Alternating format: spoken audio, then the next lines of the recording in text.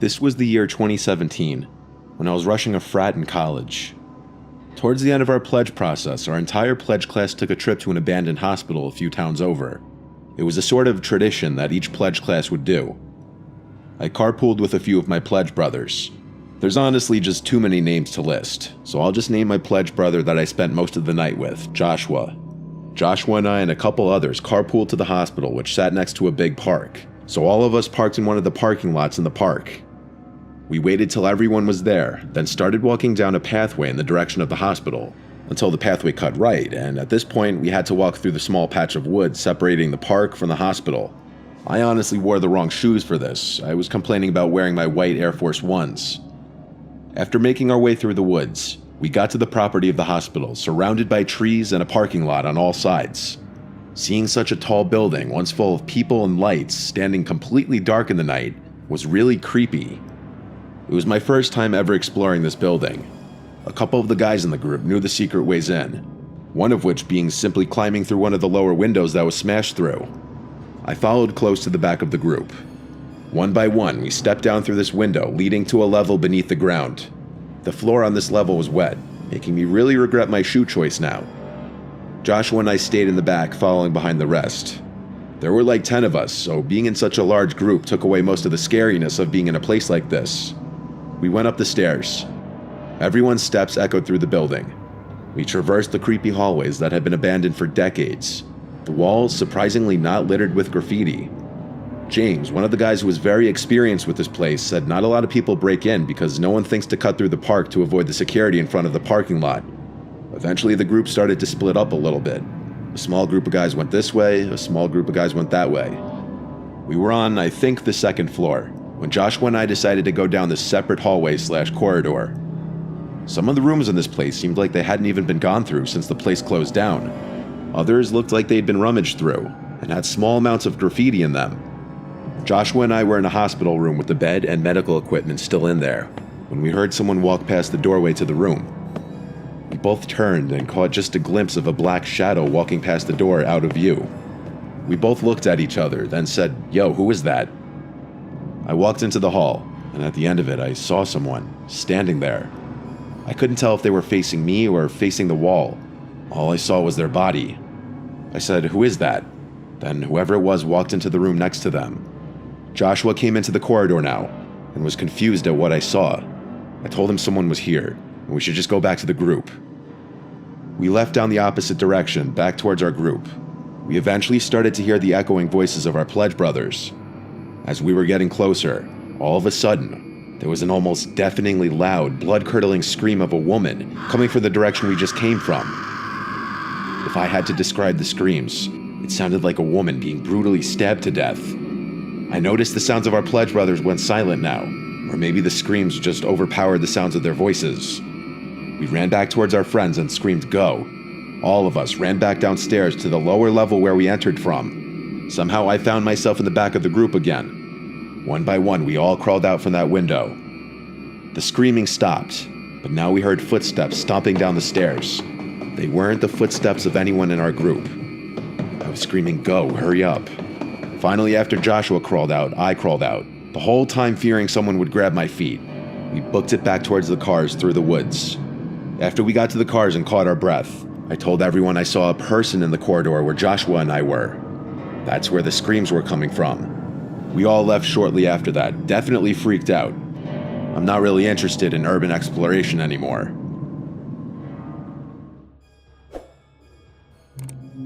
There was a house by me nicknamed Ghost House because construction was never finished on it for the longest time, and it had been sitting vacant and unfinished for years.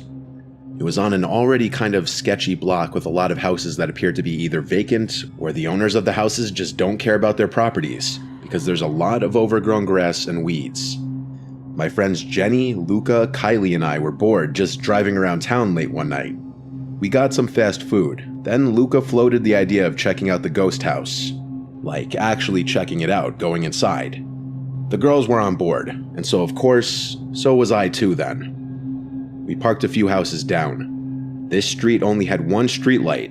The rest of it was dark, and a lot of the houses didn't have any lights on. So it really was a dark and kinda creepy block. Like I said, the neighboring houses seemed abandoned too, even though they weren't due to cars being in some of the driveways. We were all sure to be extra quiet getting out of the car and walking over to the ghost house. Seeing this unfinished 2-story house in the dead of night gave off eerie vibes for sure. Next up, we had to figure out a way in. Of course, we tried the front door and it was locked. We then walked around the house trying every window until one of them slid right open. Jenny was the smallest, so she climbed in through the window and then went to unlock the back door for us. Only it was already unlocked, meaning anyone could have just walked right in. We entered the house that smelled like a mix of wood and some kind of rotten cat piss kind of smell. The first floor was a lot more finished than I was expecting, and it was pretty big with lots of rooms, but there was no furniture. We kind of all split up going different ways. I went up the stairs to the second floor, and up here was a bit more unfinished, with a lot of the wall framing exposed. I heard rustling around from downstairs, the sounds of my friends being a bit too loud, so I went shh really loud down the stairs. Upstairs was pretty empty, so I went back down to run into Jenny, who asked what's upstairs. I said it's a bit unfinished up there. She then proceeded to go upstairs and check it out anyway. I proceeded to look for the basement, and I found it beyond a brown door right under the stairs leading upstairs. As soon as I opened it, I got a whiff of that cat piss type smell I was talking about. I started walking down the steps, and as I got to the bottom, I could see the basement looked a little more decrepit than the rest of the house. The concrete floor was stained with some brownish, rusty-looking material. My first instinct was to think paint, but the color could also match blood. I looked around the mostly empty space and found in one corner a small wooden chair and a little table with a book on it. It was the Holy Bible. I heard footsteps coming down the steps. I said in a volume slightly above a whisper, "Yo, come check this out." When I heard no response, I turned around but didn't see anyone by the stairs. I said, "Who's there?" Then I noticed a girl sitting down, leaning on the wall. Only it took me a second to realize it wasn't Jenny or Kylie. It was some random woman with extremely long and messy hair looking right at me. Then I heard one of the girls upstairs screaming, followed by Luca calling my name saying, "Let's get out of here." The only words I could muster up were "holy shit," and I ran out of the basement and up the stairs. I saw my friends running out through the back door. I had no idea what they had seen, but I was right behind them. We ran back out front towards the car and didn't stop until we were in. I asked them as we started to drive away what they saw, because I saw some deranged-looking woman come down to the basement. Everyone was talking over each other, but one of the girls finally managed to explain that they saw 2 men standing in one of the empty rooms on the first floor. They saw some dark objects on the floor in that room, but they couldn't find out what they were in those brief seconds before running away. They didn't get a look at their faces, but they were men based on their statures. I don't know what the hell was going on in that house, and if we ran into some satanic cult, or if we just ran into some homeless people. You couldn't pay me to ever go back to that house again. I don't live in that town or state anymore, so I don't know what became of that house. But based on the most recent Google Maps picture from 2019, it still wasn't ever finished.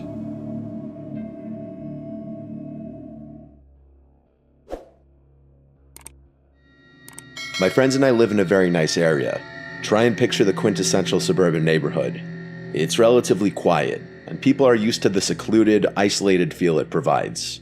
The last place you'd expect anything dangerous to really happen. With the exception of what I'm about to tell you, my town radiated the calming silence you'd eventually come to crave. This happened a few summers ago, and as much as I try to resist it, I will never be able to erase the memory from my mind. Anyway, my friend Chaz and I had always been those kids to try to cause trouble wherever we could. Looking back, I struggle to justify our behavior. I guess it was our teenage manifestation of a rebellious spirit or some shit like that.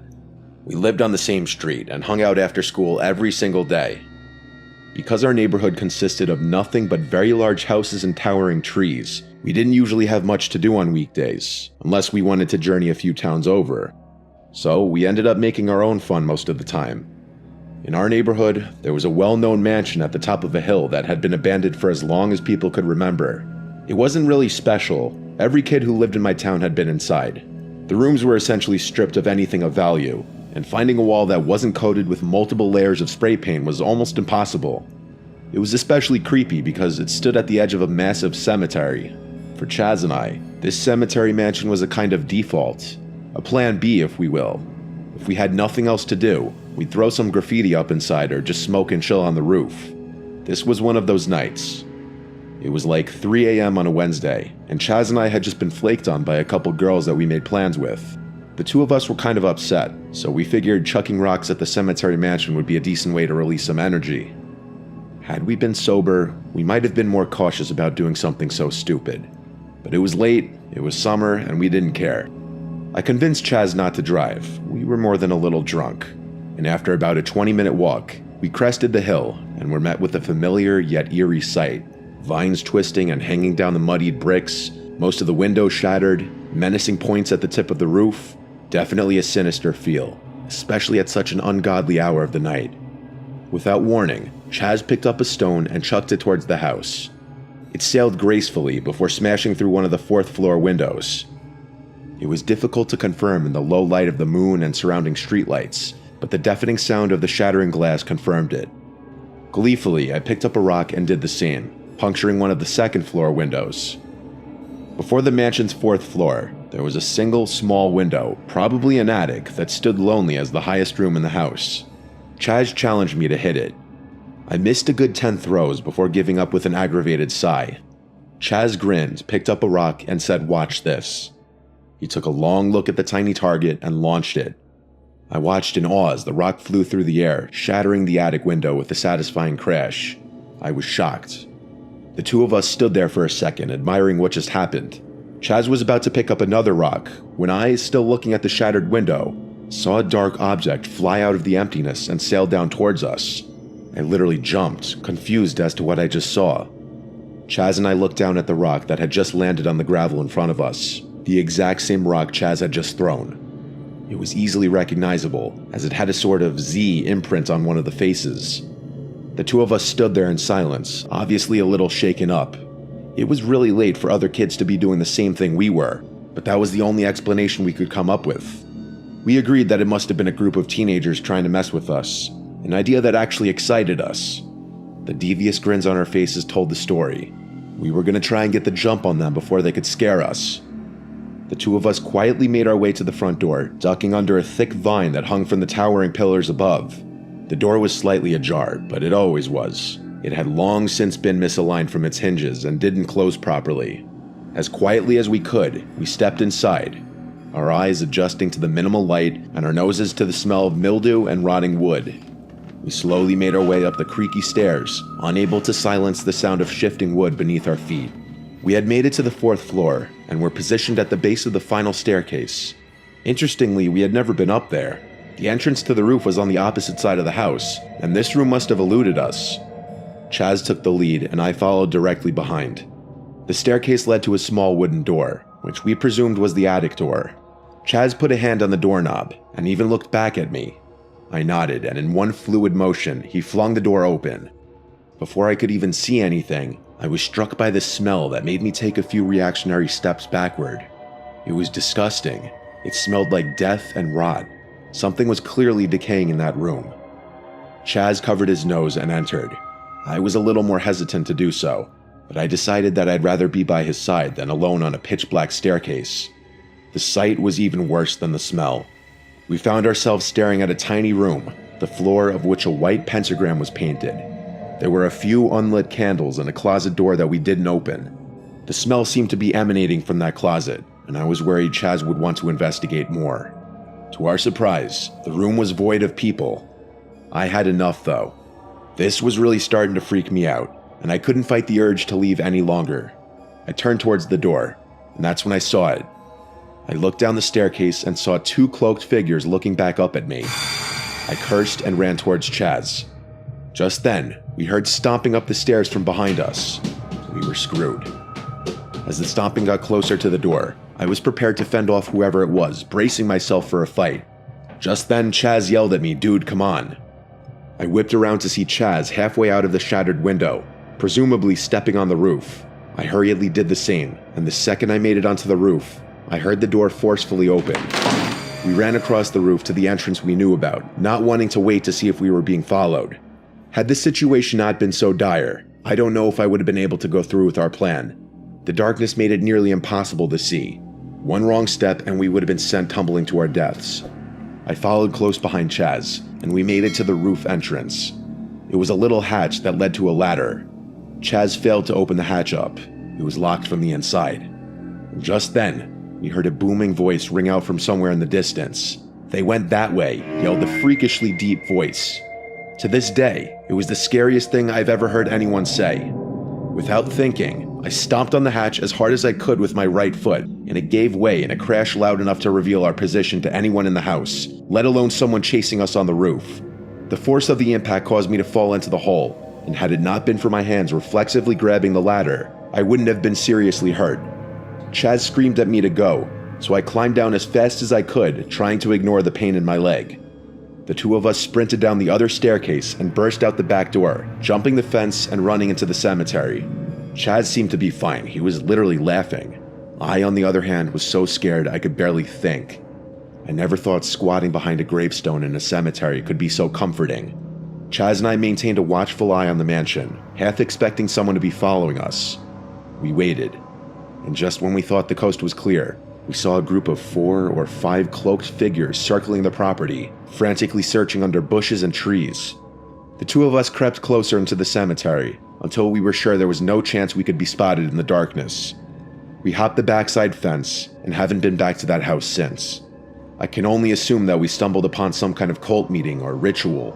Why they decided to do it in an abandoned house is something I still ask myself.